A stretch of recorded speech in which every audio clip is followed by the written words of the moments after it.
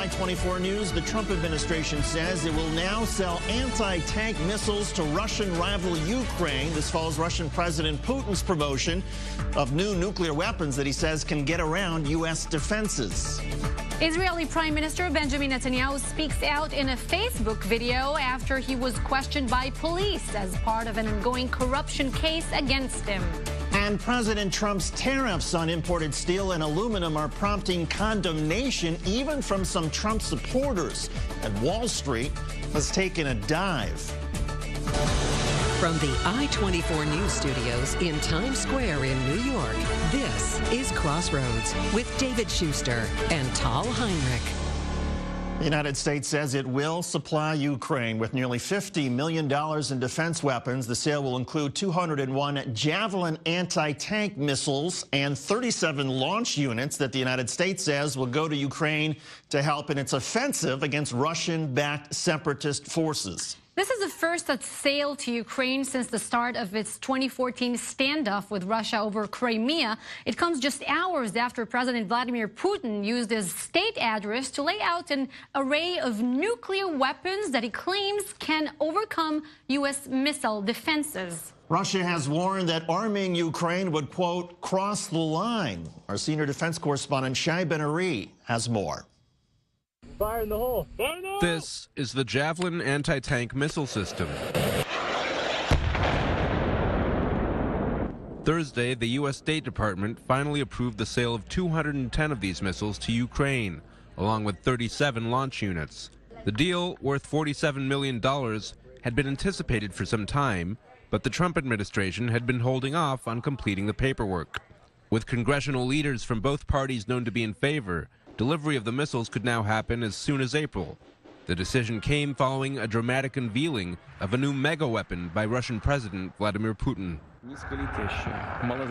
A low-flying, barely noticeable cruise missile carrying a nuclear warhead with almost unlimited range, unpredictable trajectories, and the ability to move around missile shield intercepts make it invincible for all current and projected anti-missile and anti-aircraft systems. I don't think that kind of imagery, seeing the portrayal in a cheesy video of that kind of attack being conducted on the United States as being a responsible action.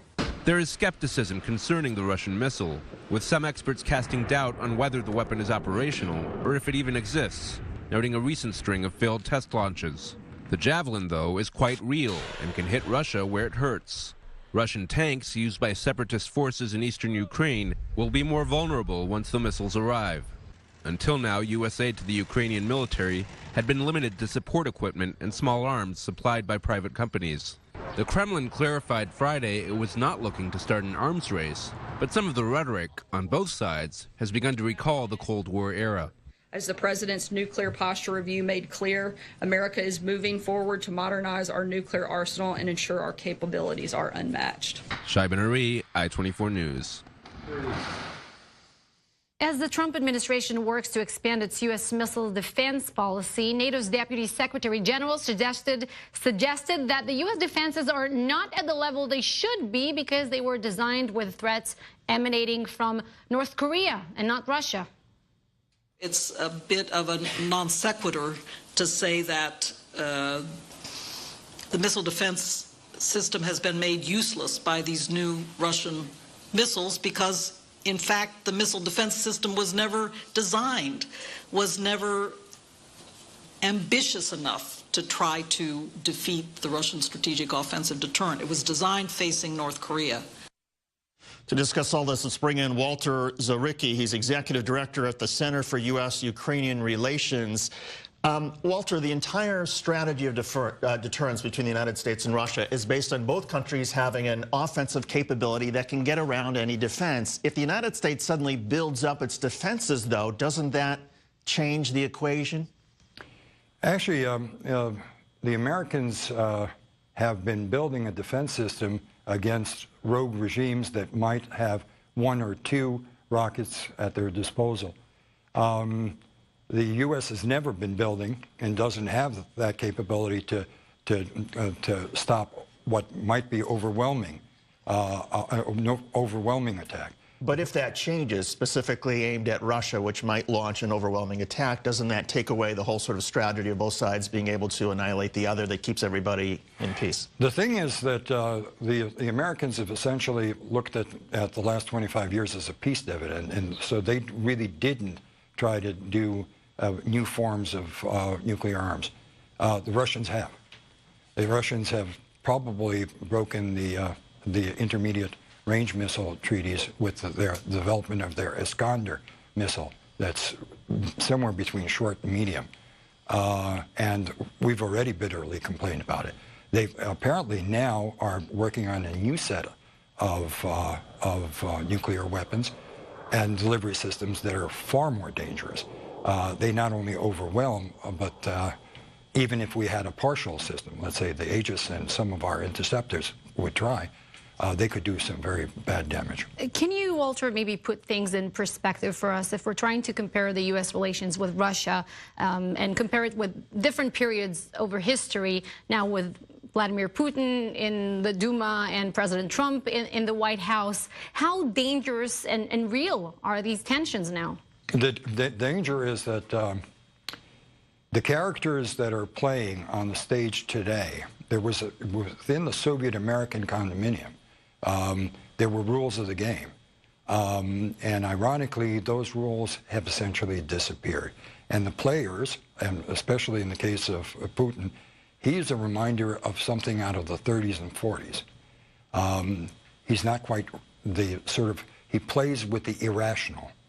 And by playing with the irrational, we really can't get a good sense of what he's doing. And he has a tendency to escalate and then de-escalate. That's something that Mussolini did, that's something that Hitler did, that's something that Stalin did, though to a lesser extent. That's why he could get away with more. These are people who played that kind of irrational game. Essentially, it comes out of the sort of fascist mentality. And I hate to say it, but Putin has some of those, has some of the attributes of that. Should Putin be believed when he says that the United States helping Ukraine crosses a line? Well, in effect, man, he's crossed so many lines. I mean, essentially, what he did is by moving into a sovereign Ukraine, by taking Crimea, and then essentially occupying Donbass, or that area of Donbass that he has now under his control. The fact is, he's basically crossed the Yalta line. Right. He stopped the world order that we had since '45. Yeah. So the relations are obviously very, very stressed right now between the U.S. and Russia, and we try to avoid maybe comparing it too much to the area of the Cold War. But Russia is not trying to expand or promote some ideology like communism right now. So why is it so obsessed with undermining the United States? Because it isn't so much about the ideology. It is about its great power politics. We're back at 1900 with great power rivalries, and Russians and the Chinese. The Russians and the Chinese both see themselves as near peer competitors with the Americans. And so they've gone back to great power politics. And that actually is more dangerous than ideological war, especially since they're now using all forms of warfare. It's called hybrid warfare. It's unrestricted warfare. Every category of life has become a part of warfare. So many spheres of influence, and never mind whether it's online, but you also have entire sections of the world, the Middle East, where both the United States and Russia are trying to... That's a very dangerous place, yes. Walter Zaricki, Executive Director at the Center for U.S.-Ukrainian Relations. Walter, thanks for coming in. We appreciate it. Thank you very much. Sure. Thank you very much. Coming up, Israeli Prime Minister Benjamin Netanyahu was questioned by police on this day in a corruption case. The Prime Minister says it's nothing. And Palestinian President Mahmoud Abbas appears to have softened his opposition to the U.S. being a broker in the peace process. That's next.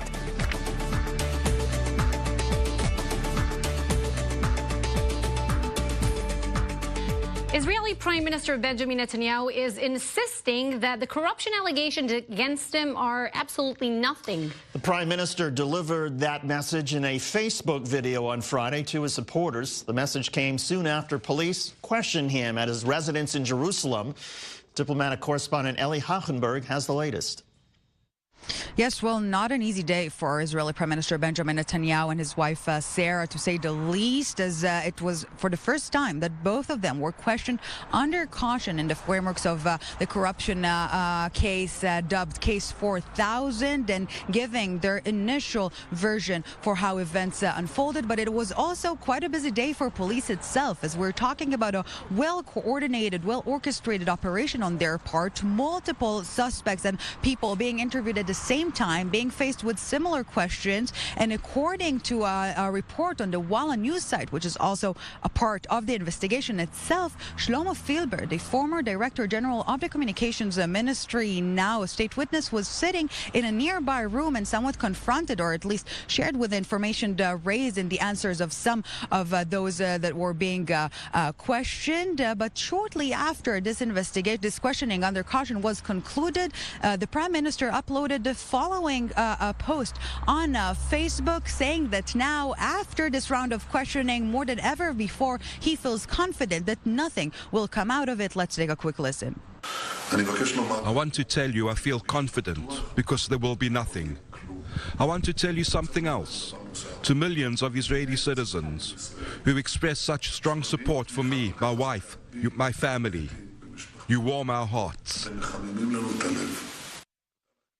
Yes, and all of this is happening only a day before Netanyahu is taking off to the United States for an important diplomatic week, meeting President Trump at the White House, having a speech at the prominent AIPAC conference, and a row of other events scheduled in Washington and in New York. And he's somewhat hoping that in the coming week he could leave the domestic problems behind. From here in Jerusalem at the Prime Minister's residence, Eli Hochenberg, I-24 News. In the Israeli-Palestinian conflict, many Palestinians continue to publicly condemn the Trump administration for its decision to move the U.S. Embassy from Tel Aviv to Jerusalem. But despite Palestinian claims that the U.S. can no longer be a mediator in the peace process, I-24 News can now report that Palestinian leaders and the Trump administration are still talking. Emily Rose has the story. Palestinian President Mahmoud Abbas issued a renewed call for an international conference to revive the peace process. Before the third session of the Fatah Revolutionary Council in Ramallah on Thursday, Abbas said this would be a step toward, quote, achieving peace and stability in the region and the world through the establishment of an independent Palestinian state. Meanwhile, Abbas has reportedly not given up hope in the U.S. as a peace mediator. Despite a diplomatic spat with the U.S. after Trump's announcement declaring Jerusalem the capital of Israel, a top PLO member confirmed to I-24 News that active, limited communication channels are apparently still open, as well as communication through a third-party Arab state, likely Saudi Arabia. Foreign Minister in the Palestinian Authority, Riyad al-Maliki, said in an interview this week that the Palestinians are working to pressure Europeans to take a stronger stance on the deal and convince the U.S. to be more flexible on the status of Jerusalem. But support for Abbas may be faltering. Ousted Fatah leader and Abbas adversary, Mohammed Dahlan, may be forming a unity government with Hamas. Dahlan representatives met with members of Hamas Thursday in Cairo to reportedly discuss forming a, quote, joint salvation government to help pull the Gaza Strip out of a worsening humanitarian crisis. As Abbas lacks support from Hamas and Sunni Arab states move toward quiet acceptance of Israel's current status, the PA chief may not have the muscle behind him required to support the ultimate deal. Emily Rose, I-24 News. To further discuss, let's bring in Oren Kessler, political analyst and journalist and former correspondent for the Jerusalem Post. Oren, so as we heard in this report, it seems like President Mahmoud Abbas hasn't given up on the U.S. administration yet, on the Trump administration. He seems like he needs the Trump administration, isn't it so? You know, it seems, certainly since the election of Donald Trump, and even before, the Palestinian Authority has been alleging that Washington is not an honest broker, that it's too pro-Israel, that it's going to be looking for honest brokers and mediators elsewhere, but it's never quite panned out. The French and the Europeans have tried on a number of occasions, and they're never quite able to replace the United States. So my sense is that despite the kind of tough rhetoric that we've certainly seen from Mahmoud Abbas since Trump's announcement in December about the embassy move to Jerusalem, despite that rhetoric, I think Abbas and his aides realize that the United States is sort of the indispensable mediator, perhaps, and it may be the only game in town. Yeah, and that reality certainly is perhaps understandable. Is it possible that Abbas, though, if he is getting information, say, from Saudi Arabia, is starting to get some of the details of the peace plan that the Trump administration wants to float, and maybe recognizing that it would ask for certain sacrifices from Israel? So the Trump administration insists that nobody knows what's in this peace plan. It remains secret. Only they know.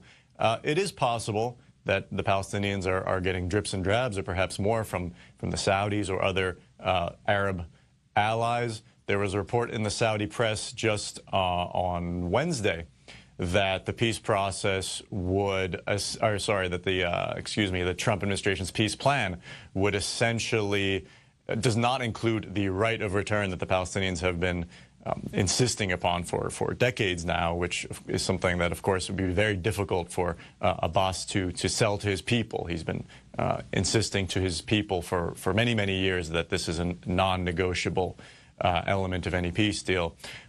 So there is a sense that perhaps the Palestinians are trying to get ahead of whatever news may emerge by kind of talking tough now ahead of the revelation of what the deal actually is.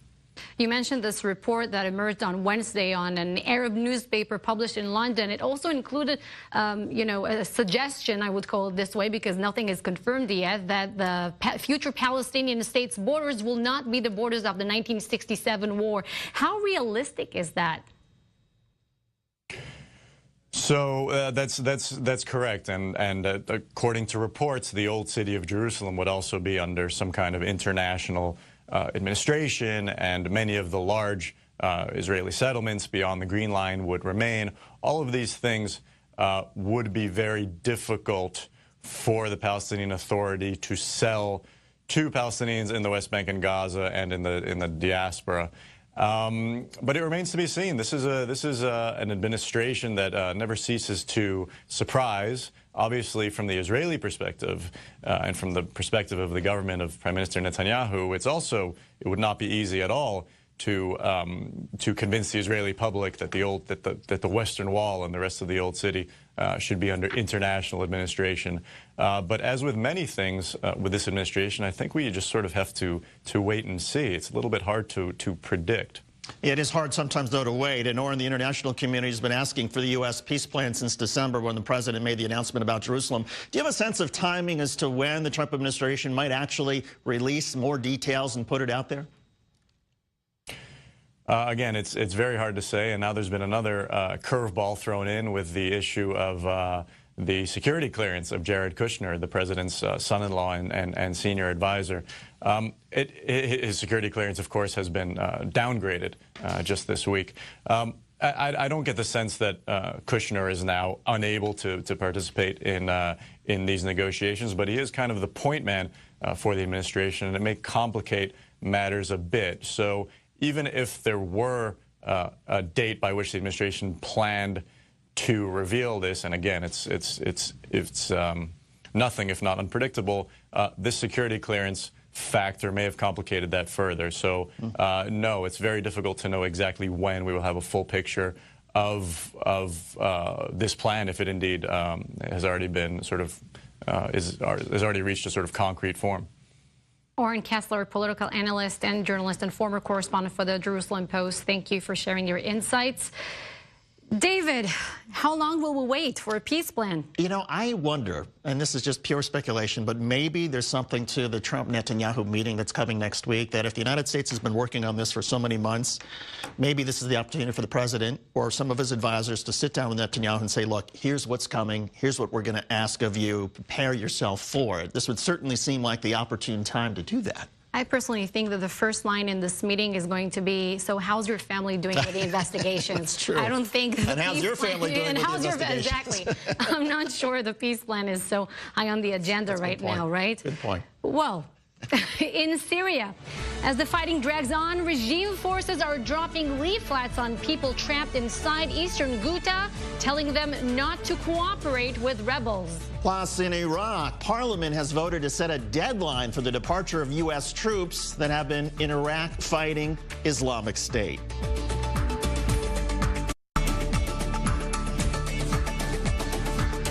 In Western Africa, the capital, Burkina Faso, was on lockdown on this day following a series of terrorist attacks. Police said a group of armed militants launched back-to-back strikes on the government headquarters and on the French embassy. Authorities say at least 7 soldiers were killed and dozens of others were injured. All of the attackers were killed by police. France has a military presence in Burkina Faso as part of an operation to combat jihadist activity across the region. French authorities say this latest attack will not deter their efforts. For the moment, nobody has claimed responsibility for the attack. Everything indicates it was done by terrorist groups who have already acted in Burkina Faso, because this is unfortunately the 4th attack we've witnessed in the country since 2016. It shows we need to continue the fight against these groups with lots of strength and tenacity, groups which threaten the security of the 5 countries of the Sahel. The militants were apparently targeting a gathering of senior officers, and that event, though, was apparently moved at the last minute. In Syria, regime forces have advanced to the edge of eastern Ghouta. The government has been bombing the city with increased intensity since last Monday, killing more than 680 people in just 2 weeks. Observers on the ground say that thousands of civilians remain trapped inside the city and that aid deliveries have been blocked. New before and after images show the extent of the damage that Syrian regime forces have inflicted on eastern Ghouta. The airstrikes have literally wiped out entire neighborhoods. Earlier today, the UN human rights chief said war crimes are being carried out daily in eastern Ghouta. He says it's time for accountability. I must emphasize that what we are seeing in eastern Ghouta and elsewhere in Syria are likely war crimes and potentially crimes against humanity. Civilians are being pounded into submission or death. The perpetrators of these crimes must know that they are being identified. Syria must be referred to the International Criminal Court. Attempts to thwart justice and shield these criminals are disgraceful. For more on that, we're joined by senior diplomatic correspondent Nina Larson. Nina, the UN met again on Syria, this time around in Geneva. What else is new? That's correct. But this wasn't just another point, this meeting, although it might look like that to outside eyes. This was the Human Rights Council. The point of this is that Russia does not have a place on the Human Rights Council. So this might be a tactic to circumvent Russian vetoes. This was a resolution brought forth by the UK today, and it explicitly talked about war crimes. It called for a referral to the ICC in The Hague. And it also, and this is the new development, asked for UN war crimes investigators to be able to go in on the ground. Now, that's very unlikely to happen in the short term, but this is all part of the momentum and the pressure on Russia and the Syrian regime to at least allow this ceasefire to happen in some form. Does the United States support this movement towards a war crimes investigation? Yes, they do. And also President Trump called the leaders of France and Germany earlier today. They've all agreed to work together to implement this ceasefire and to work towards some kind of accountability. And another development is that Ambassador Haley at the United Nations will be presenting for a vote next week a new resolution concerning the use of chemical weapons in Syria. We've seen this before. Many times Russia impeded that investigation many times, but this is an effort to revive it in another form. And what is taking place on the ground there in Syria right now in eastern Ghouta? How bad is the situation? Well, it's very difficult to verify things going on the ground there. We have to rely on war monitors. There's no comment, obviously, from the Syrian army or from the rebels at the moment, but ground reports are saying that the Syrian army is engaged in the air and on the ground. on the outskirts of eastern Ghouta, and also reports that the elite Tiger forces, special forces from the Syrian army, are in there. Moving to Iraq, the parliament there has voted for a departure deadline for U.S. troops that had been fighting Islamic State. They have. This is very interesting. The U.S. coalition has about 5,000 troops there, but the Iraqi government is pressuring for them to have a deadline to withdraw. But we have to put this into context. So there's a big Shia bloc there in the Iraqi parliament, and that's kind of the bigger picture here. Nina Larson, our senior diplomatic correspondent. Nina, thank you very much. Appreciate it. What do you make of the efforts by Russia to essentially block the United Nations and block any sort of pressure on the Syrian regime as far as a ceasefire? I think that all the discussion about accountability is a bit too early. I mean, it's a good, positive thought, but we're not there yet. We're just not there yet. The people in Syria, I don't think nobody over there cares when you tell them the West is watching you. It's not there yet. Yeah, it almost seems as if it's the United Nations, whether it's here in New York or in Geneva, that's just sort of throwing up their hands. They don't know what else to do. Everything failed. The UN attempt, the UN Security Council, including Russia, voted on a ceasefire. Nothing happened. Then there was the talk about the Russian attempt to have the 5-hour humanitarian corridor. We don't know if it really happened on the ground. Well, and there are buses apparently waiting to take people out, but the civilians don't want to dare leave their homes because they fear that they're going to get killed trying to get to the buses. It's crazy. Anyway, coming up in Washington, we'll shift gears. President Trump is facing some growing backlash over his decision to impose higher tariffs on imported steel and aluminum. Critics say it's going to hurt U.S. workers and cost jobs. Plus, we're just hours away from the start of the annual AIPAC conference. The pro-Israel lobby attracts big names in Washington, but attracts its share of criticism as well.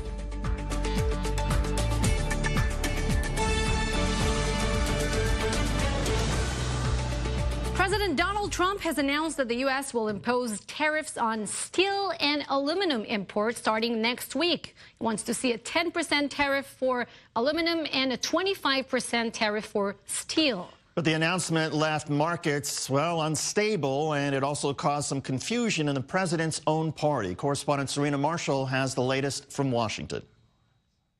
It's a potential trade war started by the president. This morning in a tweet, writing, when a country is losing many billions of dollars on trade with virtually every country it does business with, trade wars are good and easy to win.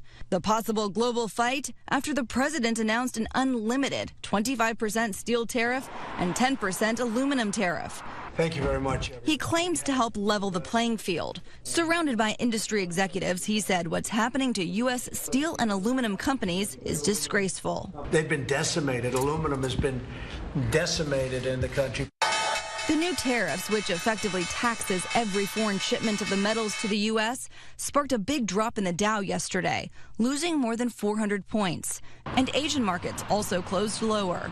U.S. companies calling the move disappointing, as the tax could be passed along to consumers and manufacturers of products like soda, beer, cars, and building materials. We've heard from a handful of companies speaking out against this. For example, Molson Coors, where we're unclear yet what it will specifically do to prices. They are saying that U.S. consumers would surely suffer. The news also brought immediate backlash from an unexpected place, the president's Republican allies. If it looks like I'm hedging, that's because I am. Utah Republican and chairman of the Senate Finance Committee, Orrin Hatch, in a statement said the president should carefully consider all of the implications. And that was Serena Marshall reporting. Let's bring in our Washington correspondent, Mike Vaquera. And Mike, never mind their concern about the policy itself. It also sounds like they were caught blindsided by the president's announcement on Thursday. You know, never a dull moment here in Washington with the Trump administration, David. There's no question about it. And really, the president, because of the nature of this, because it was done almost impulsively and in sort of the typically impetuous manner sometimes that President Trump might display, there is some question as to whether or not they'll actually go through with it. Because remember, he just announced that yesterday unexpectedly in a meeting that the press didn't even know they were going to be invited into. The cameras were rolling, and he said these things. There were aluminum and steel company executives, domestic company executives there. But the rubber has not met the road. It hasn't been imposed yet. There are certain steps that have to be taken. They're not yet taken. And given the backlash and given the impact that it's had on the stock markets here domestically and around the world, perhaps there is room for things to calm down somewhat. Fascinating that the president made an end run around his chief of staff, John Kelly, around his chief economic advisor, Gary Cohn, he from Wall Street, who had been arguing for months trying to restrain the president from doing just this. But reports would have us believe that the president was upset about the resignation of Hope Hicks, about the situation surrounding his son-in-law, Jared Kushner, and any other number of turmoils and controversies that are surrounding the president and the West Wing of the White House, and sort of did this on the spur of the moment, said, to heck with it, I'm throwing all the advice out the window, and I'm going to announce these tariffs. The markets responded accordingly. You saw Orrin Hatch. Countless other Republicans have responded negatively. And it's unclear today, his Commerce Secretary, who was in cahoots with the president, the Commerce Secretary said that it seemed like the president was going to have this be a blanket tariff for every country around the world that exports steel and aluminum into this country, but he wasn't quite sure. After all, China is the one that is the target of the president's ire. Canada is actually the country that imports the most steel and aluminum into the United States. So a lot of confusion at this point exactly where this policy is going, David. A lot of confusion overall, I think, around this administration right now. There's a New York Times report. You mentioned the Jared Kushner and Ivanka Trump investigation now saying that maybe the president himself is the force behind these things that we're seeing happening now. Maybe he is the one pushing John Kelly making these calls and pushing his son-in-law and his daughter outside of the White House. Shana, you're sorry. I mean, there's just so much innuendo. There's so many people pointing fingers and stabbing each other in the back of the White House. It's getting to the point now, we chuckle about it. We've shaken our heads about it sort of over the course of the last 12 months and said, well, after all, he's come here to disrupt things. I think we talked about this last night. When it starts to matter a great deal, aside from people sort of questioning where the president's going and what his policies are, is when he starts to lose the support of Republicans. When they start to see that think that the president is so mercurial that they can't really count on his backing, that if they take a position, the president's going to undercut them at some point. That will have significant policy ramifications, and by extension, it will affect rank-and-file Americans across the board, not to mention, as we've seen in the last 24 hours, internationally, with the stock markets tanking and industries around the world being affected. Yeah, and there's always something of a cleanup process at the White House. Last night, Mike, it involved the president and members of the National Rifle Association. Anything come out of that meeting? Well, we saw some backtracking, evidently. Remember, it was Wednesday in the cabinet room where the president once again shocked Republican colleagues and the National Rifle Association and supporters of the National Rifle Association, and said that he would back raising the minimum wage to buying a gun to 21. In addition to several other measures, seizing guns from people, as he would have in the Parkland, Florida case from the suspect there, Nicholas Cruz, not asked any questions, would have had due process happen sometime later in the past. People were genuinely appalled, and principally his allies in the National Rifle Association. Suddenly, they show up at the White House, have a meeting with the president, issuing tweets saying the president supports us 100%, did Chris Cox, the top lobbyist from the NRA. So it appears that much of that is being walked back, and we're falling into a familiar pattern now where there's a tragedy where an individual commits an atrocity like this with a semi-automatic weapon like an AR-15. There is umbrage, there is outrage, there are calls for things to finally change, and yet it's unclear whether something is actually going to change. Legislation in the Congress so far is it's not non-existent. It's just not going anywhere at the moment. David. Mike Vicaire reporting for us from Washington. Mike, thanks as always. We appreciate it. Okay. And Tal, on his point about the sort of the chaos and the lack of message discipline, as Mike pointed out, when your Commerce Secretary doesn't know what your tariff policy is and has to go out there and try to defend what the president said, I don't think that's ever happened in the modern history of the U.S. presidency. And he's also, testing the Republican Party, I think we can say, definitely testing the conservatives there. Well, the annual conference of the American-Israel Public Affairs Committee begins Sunday. AIPAC, the powerful pro-Israel lobby, draws some of the biggest names in Washington. Our senior Washington correspondent Dan Raviv tells us what to look for at this year's gathering. Take a look at AIPAC's website. Clearly, the annual conference that opens on Sunday morning will feature talk, and more talk. speakers about almost every angle of the U.S.-Israel relationship, though almost all are on the record as favoring a stronger alliance. A veteran of 20 AIPAC conferences, Shai Franklin. It's a show of real strength and force and positivity and energy. And it reminds all the politicians, most of whom show up, most members of Congress do show up, and even those who don't show up, that AIPAC is a big deal. The huge audience is certain to cheer Benjamin Netanyahu. Don't expect any on-stage mentions of his legal problems when he speaks at the AIPAC conference. He'll also be at the White House to see his friend, President Trump. Trump's Vice President Mike Pence will address AIPAC. So will Ambassador to the UN Nikki Haley, a favorite among pro-Israel Americans. She was a hit at AIPAC last year.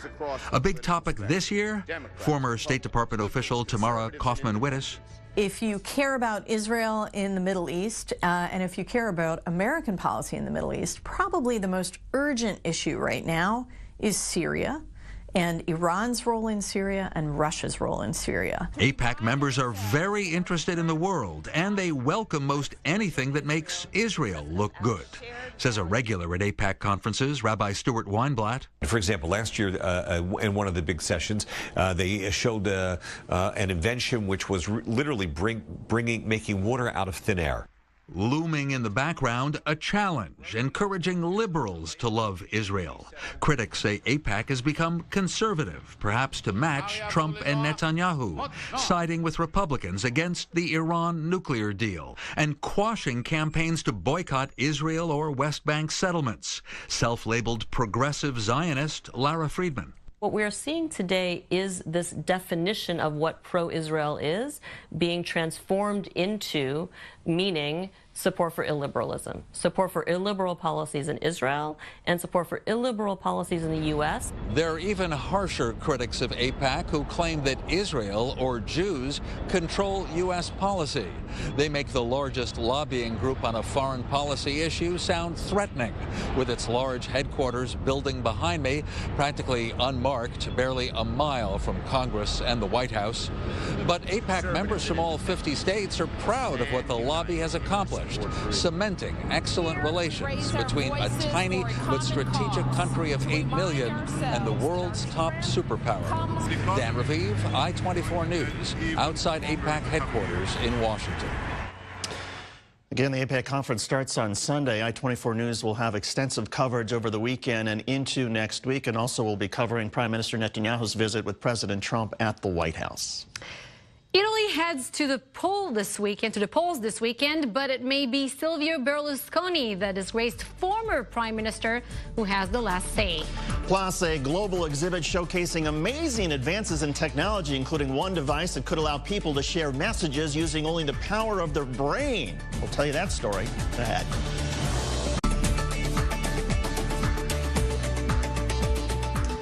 Silvio Berlusconi. Remember the famous Bunga Bunga parties? Who can forget? Well, Berlusconi's making a political comeback. Apparently, as Italians head to the polls this weekend, the once disgraced former prime minister is positioning himself to be the most dominant political figure in the country. Bianca Zanini reports. This Sunday, Italy is heading to the polls, and even this close to the finish line, the results are unpredictable. With populist, anti-establishment and anti-immigration parties plowing through in an election that could have serious ramifications for the entire European Union. Italy is at the forefront of the migrant crisis. More than 600,000 people arrived by sea from North Africa since the previous elections in 2013, and 114,000 of them entered the country just last year. Previously, many continued their journey through Europe, but increased border control in the rest of the EU has meant that a large part of the migrants have been staying in Italy and leaving many Italians feeling left behind by the Union. A coalition of right-wing parties forged by Italy's main man on the political arena since the 90s, Silvio Berlusconi, is in the lead. Barred from running for prime minister himself due to a criminal conviction, Berlusconi nonetheless is the face of the posters and stages of Forza Italia. L'attuale presidente The current European Parliament president, our friend Antonio Tajani, has finally given his availability that we requested to run as the prime minister for the next center-right government. This is good news. But the scandal-ridden 81-year-old Berlusconi is expected to stay on behind the scenes. The star of the election so far is the Five-Star Movement, although in the lead, it's unlikely to get enough votes for a majority. The party is more than anything a protest party going against the establishment, and that has caught the hearts of many. Then there's the Democratic Party with the controversial comeback kid, Matteo Renzi, most likely to take the reins and replace incumbent Paolo Gentiloni. The latest polls show the party with around 26% share of the votes. And finally, of course, there's Lega. With a far-right nationalist agenda, they've threatened to take Italy out of the EU and expel hundreds of thousands of migrants. The party is playing into a sentiment that runs deep in Italy and in the rest of Europe at the moment. Frustration with status quo and dissatisfaction with the top-down policies on immigration and finances from Brussels. As Italians vote, Europe is watching. Bianca Zanini, I24 News. It's amazing how you see the same political trends all over the world, all over Europe. And even you can make the connection to the United States. I mean, there's so many Americans who are infuriated about the border and the lack of, the law enforcement, and then people are just streaming in from Southern America, Central America, and coming to the United States.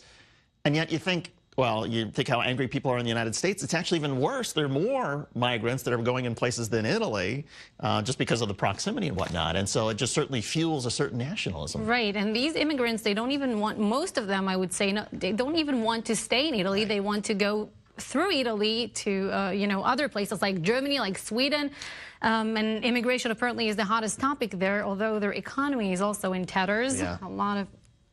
and then there's Berlusconi, yeah. Bunga bunga, barred from running, barred from actually being prime minister, but the face certainly of his political party, remarkable. It's amazing how we as citizens all over the world, I'm saying, not only in Italy, we have short memories sometimes. Yes. Some politicians have been convicted, some of them been charged with certain accusations, and yet they bounce back all the time. And you can see you can see even in Italian, you can see the charisma that man has. Well, anyway. Italian charisma. That's true. David, all right. Well, you could soon be able to fold your next smartphone. That's real. Yeah, that's just one of the innovations on display at the Mobile World Congress. It's an annual event that showcases the latest in mobile phone technology. All right, 24 News correspondent Marcus White takes us there. Can you imagine having a new smartphone that folds like this? This is called a flexible graphene microchip, which can be used as a wireless receiver. Experts say it may not be long before we see a full mobile phone based on this foldable technology. I think in the near future, we are talking about 5 years or something like this. Also on display, a brain. A team of researchers in Barcelona is developing a neuron sensor that can be inserted into the brains of people who have lost the ability to speak. The sensor translates impulses from the brain into words in text and sends them to a computer or mobile device. So we are able to decode this. Even if the patient is not able to pronounce a word, we can say, okay, this activity means love. No? So we translate, the computer decode this activity and repeat love. The thousands of people who came to the event could also explore other innovations. This exhibit replicates new technology, which can be placed on the top of mountains to monitor potential earthquakes and landslides. The device will send alerts to seismologists and to smartphones if any movement is detected. Techies also indulged in new advances in the flexibility of robots. This robot can assemble 3 different types of ballpoint pens. It can even inscribe people's names on the pen. And I'm really excited to share an entirely new type of camera. And in the U.S. this week, a new pocket-sized camera from Google that uses artificial intelligence was unveiled in San Francisco. The camera can be clipped onto a variety of objects and records once it senses motion. You can also set it on a timer. Google says the camera allows people to enjoy more of life's moments. We call it Google Clips. The $249 camera can even detect human faces, pets, and smiles, and even decide if an image is interesting enough to shoot. Marcus White, I24 News. I totally get the appeal of a phone where you just put it down and it takes pictures when there's action. I also understand, medical devices and even putting things in mountains. What's the advantage of a cell phone that's bendable? It's just, I don't know, simple to carry around, or? I guess, yeah, or maybe if you drop it, I suppose, maybe it's flexible, or you can sit on it if you want, as Amalia says. Why do you need a camera on a bag of flour or eggs? That's my question after watching this review. Yeah, you just want to twist it around? I don't get it. But these innovations are incredibly, some of them are amazing. I was thinking about ALS, people that Lou Gehrig's disease, ALS, exactly, or diseases that now, they can track the brain activity and just communicate with the world. That will be really certainly transformative. Just ahead, the Jewish holiday of Purim was this week. And in this Me Too era, Jewish feminists are reconsidering Purim stories' heroes and villains.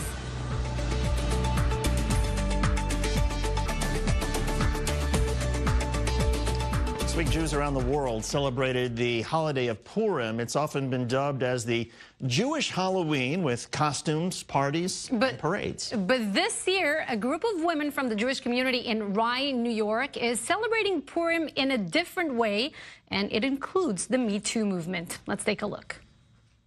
The Book of Esther is one of the very few biblical stories with a female heroine.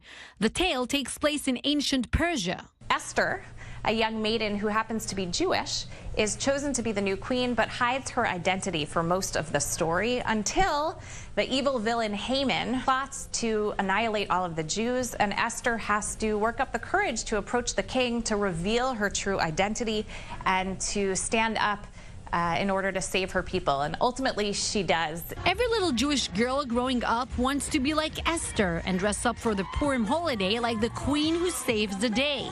But this year, for the first time ever, there's a twist. Maybe Esther, the female protagonist of the Purim Megillah or the Purim Scroll, is not the only hero in the story. Apparently, a marginal character named Vashti deserves much of the credit. She's the first queen who was expelled by the king and was replaced by Esther. Vashti is only mentioned really in the first chapter of the Megillah. She is quickly banished from the palace. King Ahasuerus asks that Vashti appear before him and all of his drunken friends at a party wearing her crown, and the rabbis say wearing only her crown, in order to dance and display her beauty. And Vashti refuses. It is inappropriate, it is sexually insulting to her, and so she's the first woman who stands up and says no. She's the first, in a sense, Me Too. To lift up her character and celebrate Persian Queen Vashti alongside Jewish Queen Esther, about 60 women from the Jewish Reform community of Rye, New York, gathered for a Purim celebration. Instead of the traditional reading of the Purim Megillah, this year they decided to come up with a play, the Megillah Monologues. Just like the vagina monologues, where there are women sitting on bar stools talking, that's what we're going to have, only we're going to use the characters of the Purim story. And we'll get the perspective from the women who are there. He was so mad, he even issued an edict saying every man should rule in his own house. I never imagined I'd be queen. Killing the Jews was at first my idea. What? They joke that Esther was elected queen in an episode of The Bachelor. None of these chicks was going to get a rose. They compare the women of Shushan, the ancient capital of the Persian Empire, to the Kardashians. And yet you couldn't help but love her. Kind of the way you feel about the Kardashians.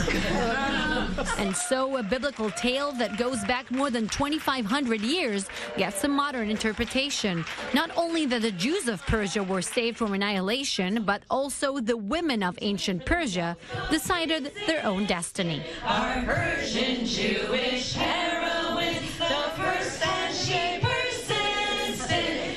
Oh, today brave women we will be. Oh, today. Well done. And you're all dressed up. You have your costume. I just literally in the last couple of minutes, I tried to come up with something. It's not going to match you, but it's, I guess you could say I'm a robot. No, but a nice attempt. So to help translate this for people who don't really understand the story of Purim, Vashti would be like some of the women who worked for Harvey Weinstein. Exactly. Who would be like the evil king who tried to get Vashti to take her clothes off so he could sexually harass her. And then she said no. She said you know, no. and saying now, no, it's pretty simple, but 2,500 years ago, saying no to the king of ancient Persia, that's like the real Me Too. And explain for people again the costumes and where the costumes tradition comes from. Well, as in every Jewish holiday, you know, the Jewish people were facing annihilation, or I wanted to say a different word, but whatever. Right. And we survived and we celebrate. So we drink, we have costumes, we eat. That's the Jewish celebration. And it's ironic. Generation after generation, right? And it's ironic because it comes at the same time of year as a lot of Christians celebrate the beginning of Lent with Mardi Gras and costumes. And costumes, of course, are very big of the European tradition, which came to the United States. So it's a great time for everybody, regardless of your faith, to put on a great costume. I agree. Right? Well, and Jewish beads. Halloween. Yeah. Right. Well, and that does it for this hour of Crossroads, but I might wear it for clear cuts in the next hour. Stay with us on 9/24 News for much more. We'll be right back after this.